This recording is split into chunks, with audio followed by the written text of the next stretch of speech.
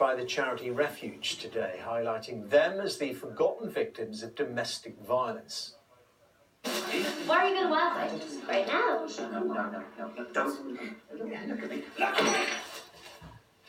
Well, the estimate is that about 750,000, 750,000 children witness some kind of attack at home every year, and this is a reconstruction showing two sisters opening their presents with a violent argument going on around them in the background. Christmas is supposed to be a happy time. It's supposed to be about opening presents and having a good time, having family there. But for many families, it can be quite difficult. Children who have experienced domestic violence, well, 90% of children are in the room next door or in the same room. And children then also can be caught up in the middle of everything. So if there's rows going on, they want to protect their mum. They see the aftermath, so they see smashed up toys, they see mum covering her bruises, and it can be quite a difficult time for both children and for mothers. Well, Lisa King is the Director of Communications at the charity Refuge, and very good to talk to you, Lisa. And this is a very important thing to highlight, isn't it? Because domestic violence clearly doesn't just involve the two or more people involved. No, that's right. You're absolutely right. Domestic violence is a huge issue for women, children and society as a whole. And today we've launched our Give Them Refuge campaign, which is very much around raising awareness of the impacts of domestic violence on 750,000 children every year in this country. Huge, huge numbers.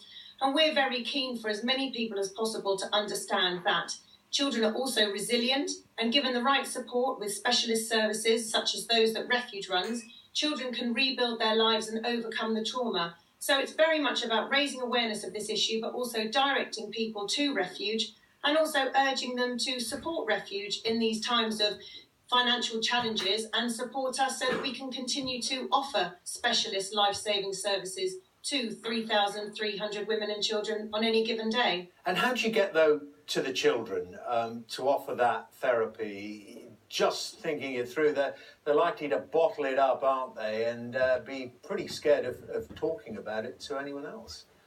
No, you're right. Of course, many children will have kept their experiences very private, not told a soul. They may not even realise that young children are experiencing domestic violence. They could be very withdrawn.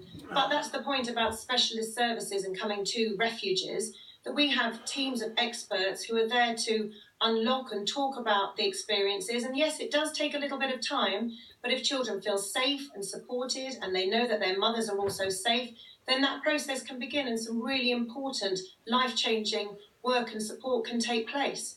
And is this something then you've evolved over the many years dealing with the issue, in that your people who are dealing with domestic violence, first of all, I suppose the immediate victim of it, have realised over the period of time the wider damage it does, and that you have to get formal strategies in place to deal with it?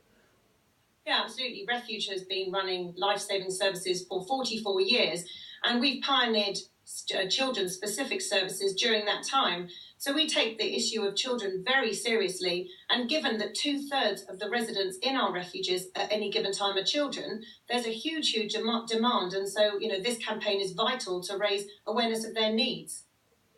Are there any links, as children who've witnessed this kind of violence going on in their home as they grow up, are there any kind of studies that then tell us that if they've seen something like this and haven't been able to talk about it and have treatment for it, that they perhaps might be more likely to become victims themselves or to perpetrate domestic violence? No, there isn't. Domestic violence is something that is learned, so you can unlearn that. And there are many young people who witness and experience domestic violence who absolutely abhor violence. They would never perpetrate the crime at all. And many of the individuals who support us, there are many men and women who've experienced domestic violence as children who would never think to do such a thing. One great example is our patron Sir Patrick Stewart. He witnessed and experienced domestic violence as a child, and he is one of the greatest advocates of Refuge's work and speaks out a great deal. So no, that's absolutely not true, and we would encourage anyone experiencing domestic violence today to reach out and get help, because there is absolutely no reason for anybody who experiences domestic violence to go on to perpetrate it. Great talking to you, Lisa King, and thank you very much indeed, and best of luck with that campaign. Lisa King there from Refuge.